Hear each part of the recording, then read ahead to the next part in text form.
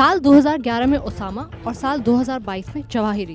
दुनिया के सबसे ताकतवर देश अमेरिका ने आतंक के खिलाफ मोर्चा खोल दिया है। अमेरिका ने आतंक पर सबसे बड़ा वार करते हुए आतंकी संगठनों पर सबसे बड़ी चोट की है और CIA ने ड्रोन से हमला कर अलकायदा के सरगना अल जवाहिरी को मार गिराया। खुफिया सूचना मिलने के बाद रविवार दोपहर ही जवाहिरी पर ड्रोन स्ट्राइक की गई थी, जिसमें उसकी मौत हो गई। जवाहिरी ने 2011 में अलकायदा के संस्थापक ओसामा बिन लादेन के मारे जाने के बाद इस आतंकी संगठन की कमान संभाली थी। अमेरिकी राष्ट्रपति जो बाइडेन ने खुद जवाहिरी की मौत की सूचना पूरी दुनिया को दी। उन्होंने अमेरिकी मीडिया के जरिए दुनिया भर को इस हमले के बारे में बताते हुए कहा कि 9/11 के आतंकी हमले में मारे गए लोगों को न्याय दिलाया है। उन्होंने कहा कि इससे अलकायदा का नेटवर्क कमजोर होगा। इस ऑपरेशन के लिए भी अमेरिका की ओर से कहा गया कि ऑपरेशन में कोई भी नागरिक हताहत नहीं हुआ है। 9/11 अटैक का आरोपी था अल जवाहिरी। 11 सितंबर 2001 को 19 आतंकियों ने 4 कमर्शियल प्लेन हाईजैक कर अमेरिका के वर्ल्ड ट्रेड सेंटर पर हमला किया था। इस हमले को 9/11 अटैक के नाम से जाना जाता है। इस अटैक में 93 देशों के 2977 लोग मारे गए थे। इस हमले में Osama bin Laden, Al Zawahiri समेत अलकायदा के सभी टेररिस्टों को अमेरिकी जांच एजेंसी ने आरोपी बनाया था।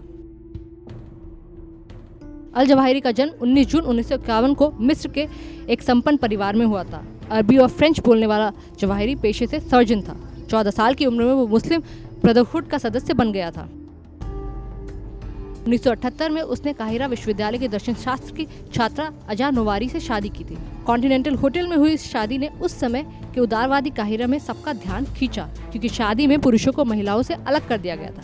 फोटोग्राफर और संगीतकारों को दूर रखा गया, यहाँ तक कि हंसी मजाक करने पर भी पाबंदी थी। जवाहिरी ने इजिप्शियन इस्लामिक जिहाद यानी EIJ का गठन किया। ये एक ऐसा उग्रवादी संगठन था जिसने 1970 के दशक में मिस्र के सेक्युलर शासन का विरोध किया था। उसकी इच्छा थी कि मिस्र में इस्लामिक हुकूमत कायम हो। 1981 में मिस्र के राष्ट्रपति अनवर सादात की हत्या के बाद जवाहिरी उन सैकड़ों लोगों में शामिल था जिन्हें गिरफ्तार कर प्रताड़ित किया गया। 3 साल जेल में रहने के बाद वो देश छोड़कर सऊदी अरब आ गया। सऊदी आने के बाद वो मेडिसिन विभाग में प्रैक्टिस करने लगा। सऊदी में ही अल जवाहिरी की मुलाकात अलकायदा प्रमुख ओसामा बिन लादेन से हुई थी। लादेन 1985 में अलकायदा को बढ़ावा देने के लिए पाकिस्तान के पेशावर गया था। उस दौरान अल जवाहिरी भी पेशावर में था। यहीं से दोनों आतंकियों के बीच रिश्ता मजबूत होने लगा। इसके बाद 2001 में अल जवाहिरी ने EIJ का अलकायदा में विलय कर लिया। इसी के बाद दोनों आतंकी मिलकर दुनिया को दहलाने की साजिश रचने लगे। जवाहिरी ने अमेरिकी हमले में ओसामा बिन लादेन की मौत के बाद संगठन की कमान अपने हाथों में ले ली थी। 2011 में वो अलकायदा का प्रमुख बना था। Digital desk, prime news.